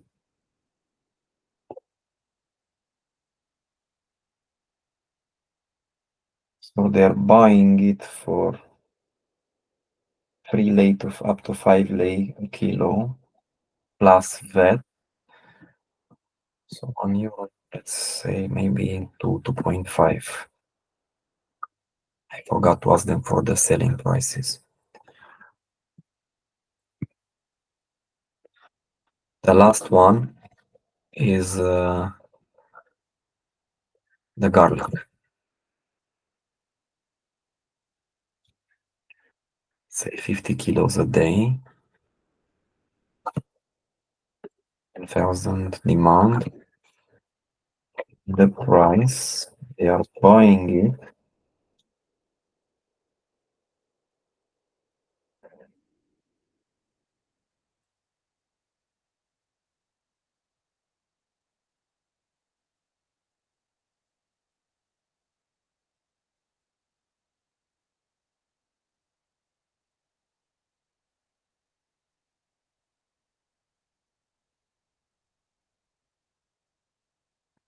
they found the prices. So for a product of 5 kilos for the garlic, they are selling it for 18 lei plus VAT. So 18 for 5 kilos, that would be a bit over 3 lei per kilo.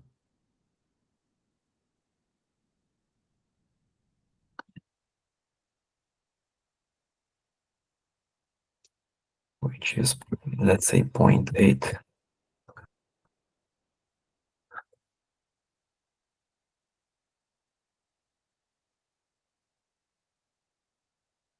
It's 18 per kilo. So it's 3.5. For the onion, it's only 1.1. For the cabbage, it's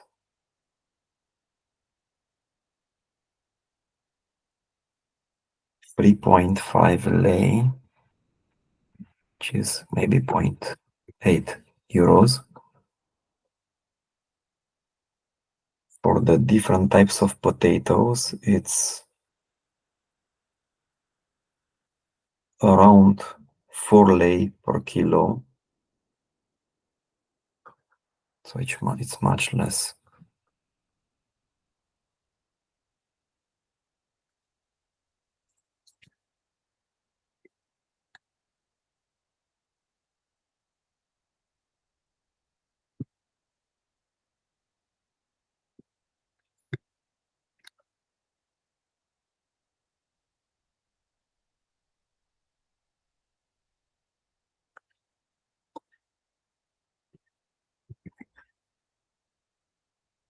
Okay, now it should be fine. So apart from these 8 types of revenues, we'll have to also estimate the revenues from the subsidies, but as I said before, we will be able to do that only after forecasting the depreciation charges. So I have to continue with the charges. We can create the links here in the table. So for the revenues from the sale of whole potatoes, then French fries, then the wedges, then potato rounds, potato cubes, the cabbage,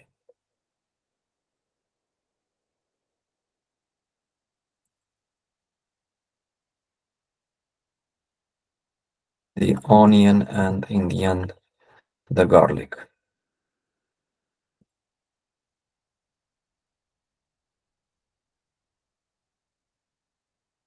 So I now have the forecasted revenues in my operating budget. I have to continue with the charges. I imagine that we are not going to finish the list, but let's at least continue. I don't know. We have, in principle, another hour. We'll see where we get to. So for the charges with the raw materials for the whole potatoes, let's try to create a table similar to what we've done here for the revenues.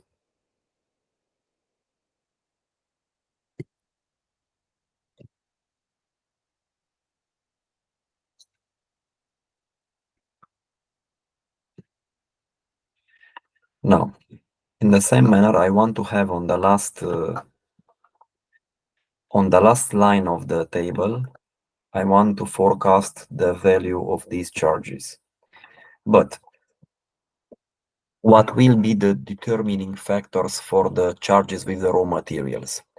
Here, things will get simpler, I believe, at least in terms of accuracy.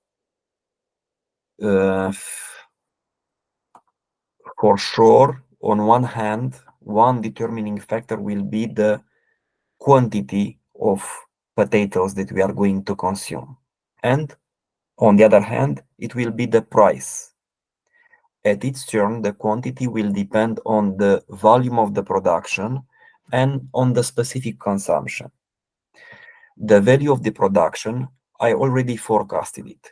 So here on the first line, I will insert exactly that, the production value, volume,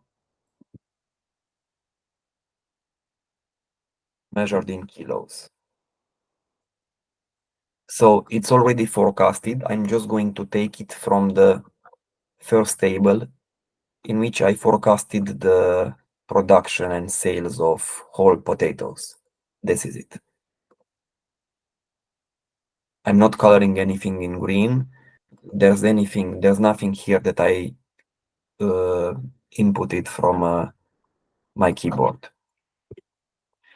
Now, I have the production volume, the volume of finished goods.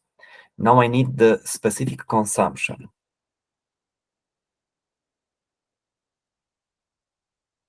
That is, how many, let's say, kilos of potatoes as raw materials am I consuming for 1 kilo of finished product? How should I put it here? Kilos of raw material over kilos of over 1 kilo course of finished goods. And this will be a hypothesis, but it's much more under our control. I wrote here in my notebook that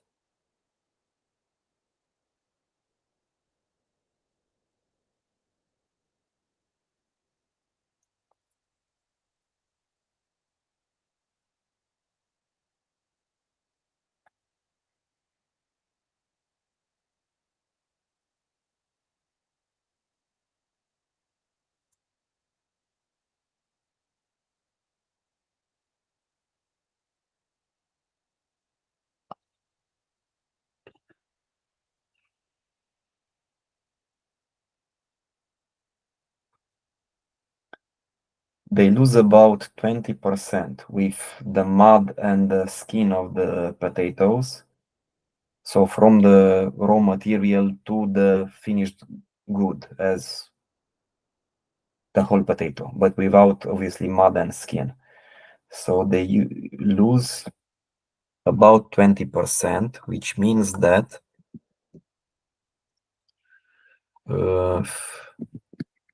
the specific consumption should be of what, about 1.15 maybe. Is it right? 1.15.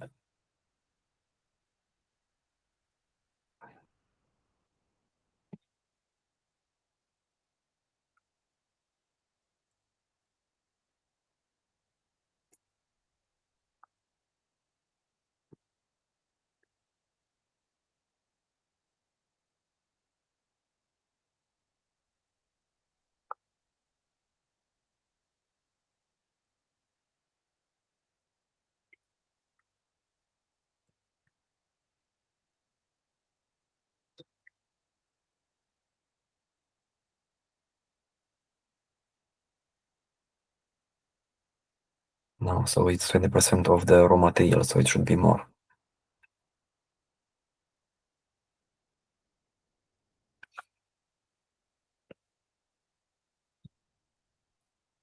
Maybe something like, let's say 1.25.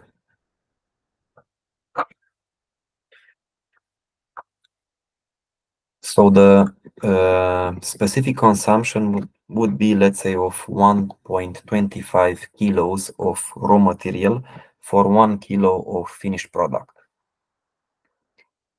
Now, if I have the volume of the finished production and the specific consumption, and again, this is something that I can know. I mean, if I know what I'm doing, if I know my process, if I know the quality of my raw material, I should be able to forecast accurately the specific consumption. So this includes a much lower risk level than the estimation of the demand.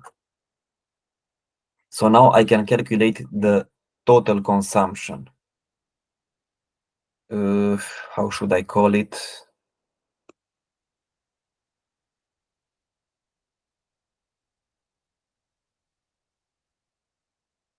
Consumption of raw material measured in kilos. So it's the volume of the production times the specific consumption. Let's use the round function.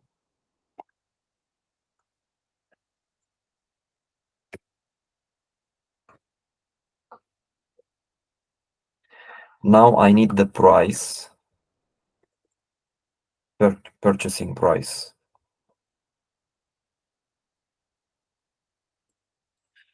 Euro for 1 kilo.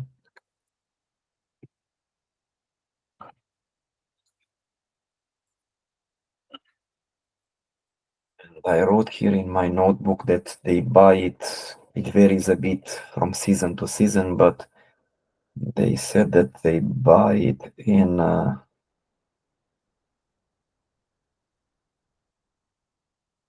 last summer, autumn, maybe they bought it for 1.90 lei plus VAT. And during the winter, during January, they bought it for 2.40 plus VAT. So let's say if they bought it for 2, that would mean 0.4 euros. Let's say 0.5 euros.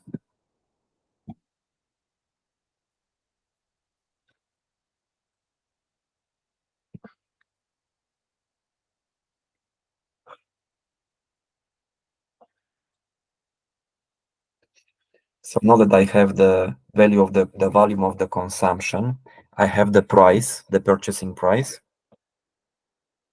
I can multiply the two to get the value of the expenses. So again, I hope that you can see that in this case,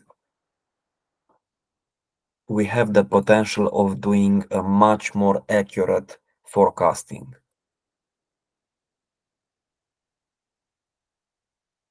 Yes, we don't have a control over the purchasing price, but we are able to know at least the prices from maybe the previous months. We can have discussions with possible suppliers. So again, under these circumstances, it should be more accurate than the forecast of our own demand.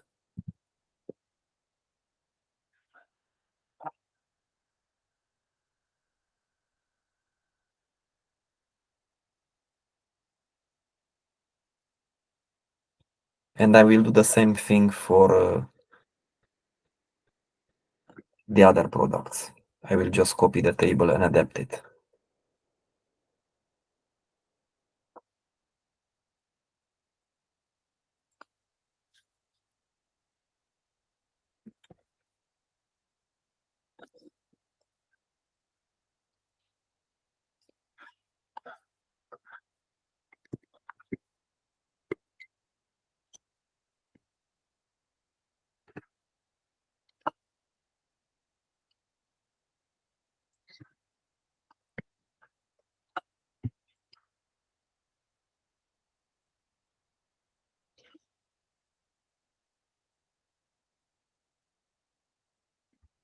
Let's do something else.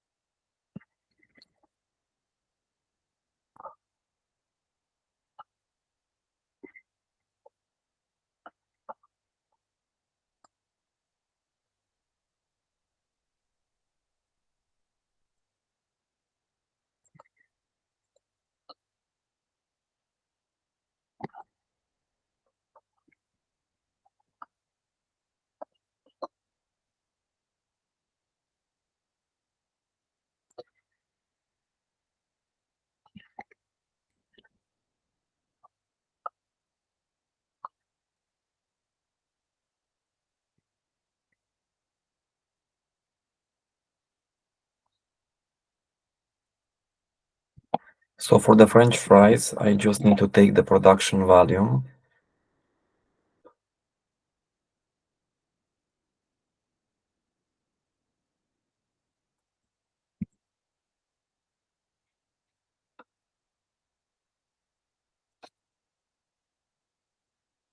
For the specific consumption, I will check in a moment. The price should be the same.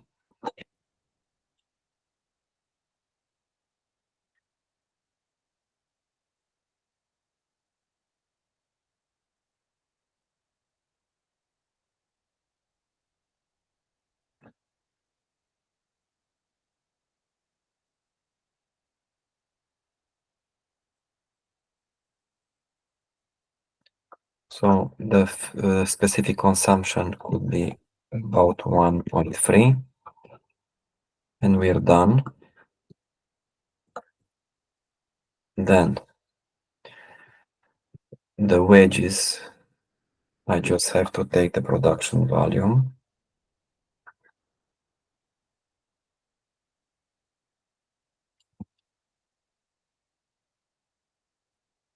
The specific consumption is the same as for the French fries, so we're done here as well.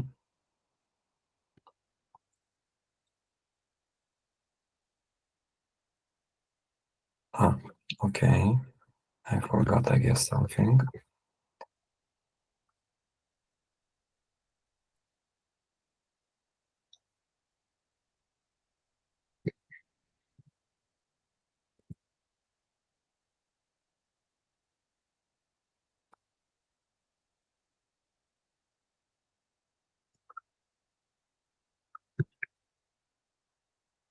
Now it's right. The production volume for the potato rounds.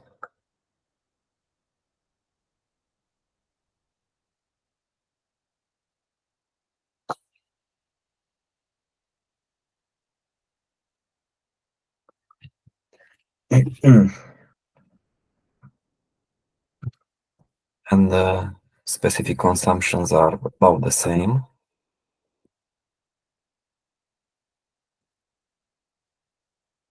The potato cubes.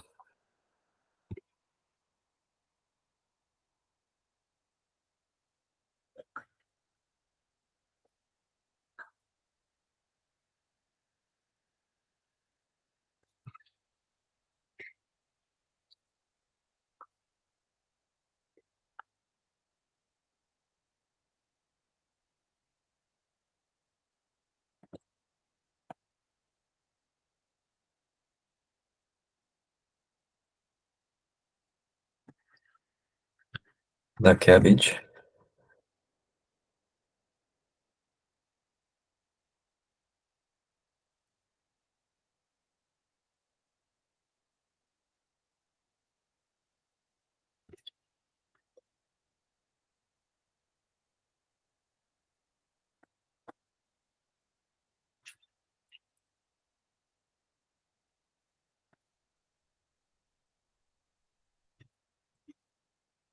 Here the production, the specific consumption is maybe 1.18.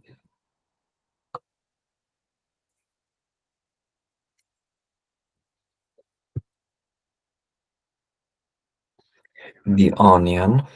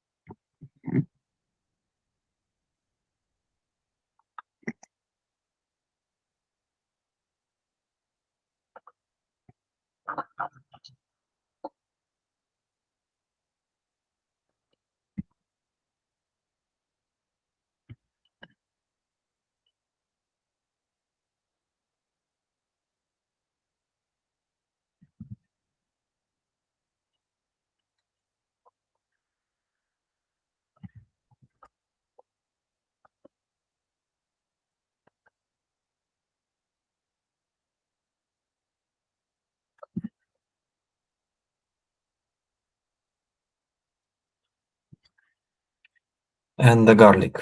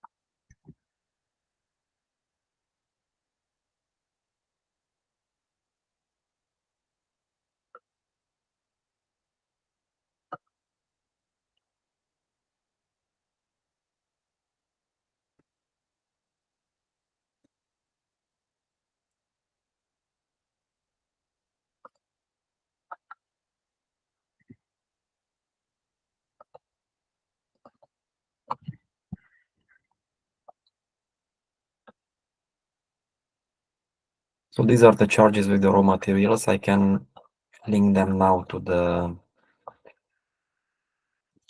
operating budget.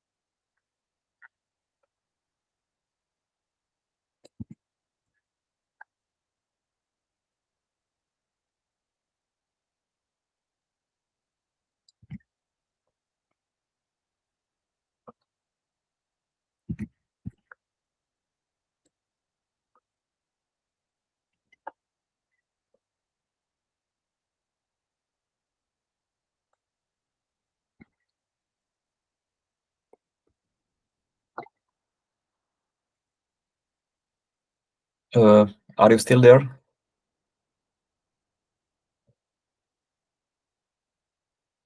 Yes.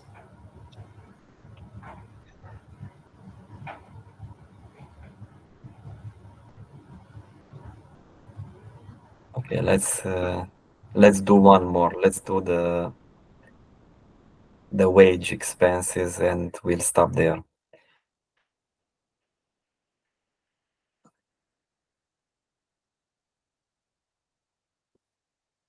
As for the packaging materials,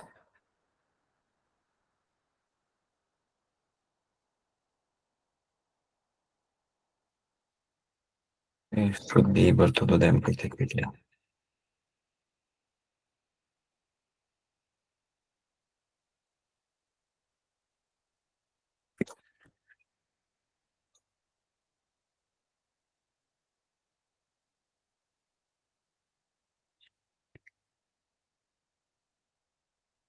So for the packaging materials, we need the production volume again.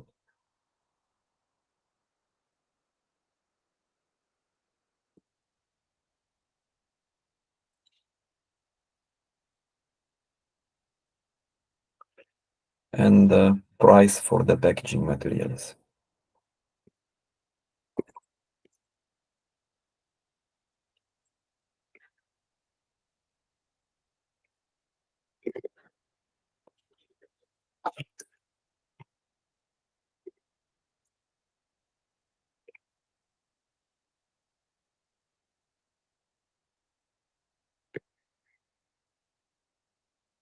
A kilo of product.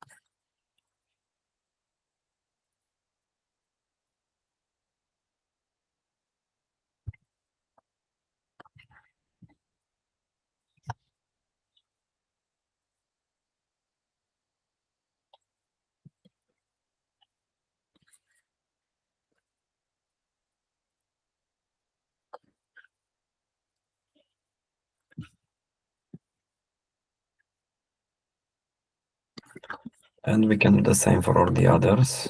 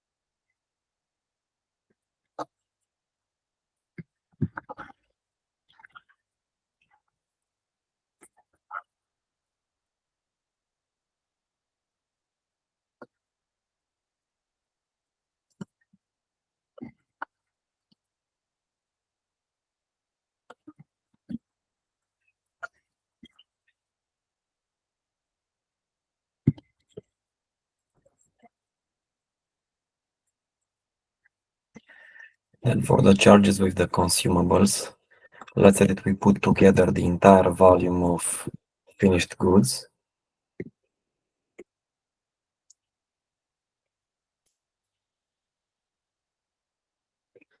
The total of the production measured in kilos, and I'm just going to add up the mass of everything that we are producing.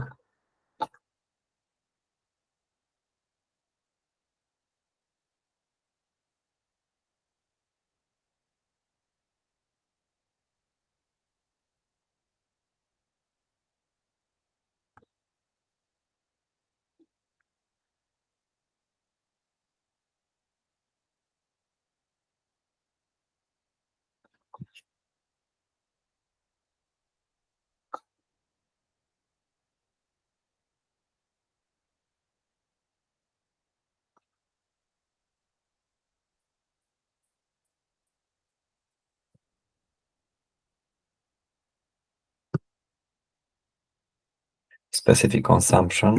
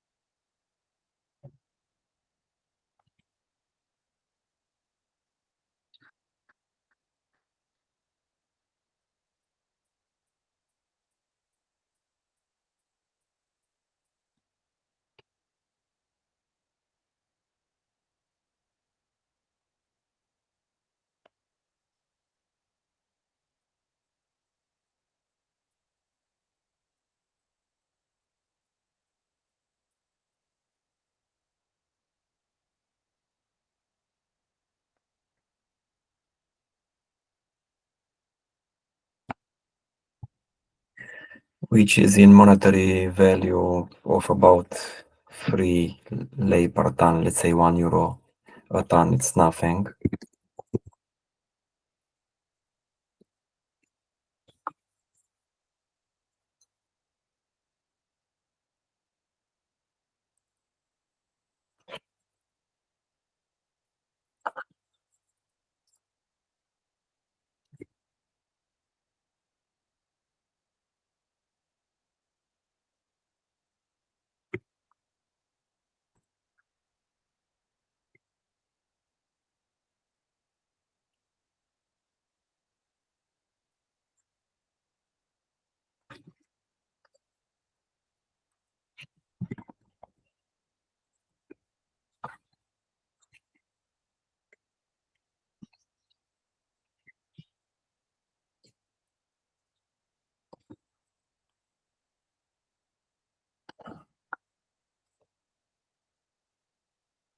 So this is it, the consumables.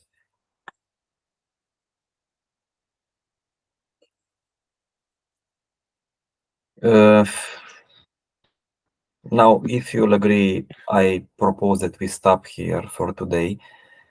For the following week, I will put the links within our operating budget. If you have the time, I mean, not if you have the time. This is what we established, that for the next week, you are going to finish the marketing strategy. And then afterwards, you can start working at your financial forecasting. We are going to finish this simulation together, and you are going to use the model that we are creating during the class to create your own, to adapt it to your own situation. Okay, so if you agree, let's stop here for today, because I imagine that don't have the patience to look in the screen anymore in any case. Okay? Okay. Okay, see you next week then. Bye. Thank you. Bye. Bye. Bye.